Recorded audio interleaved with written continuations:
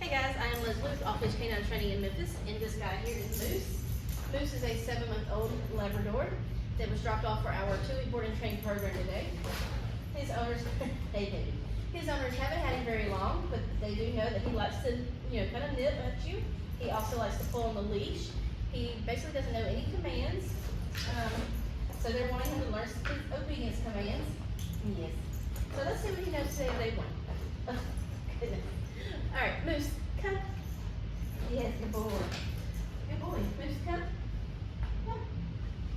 Come. All right. Sit. Sit. Sit. Down. Down. Place. You're jumping on that one. Yeah, good boy. All right, heel. Good. Good heel.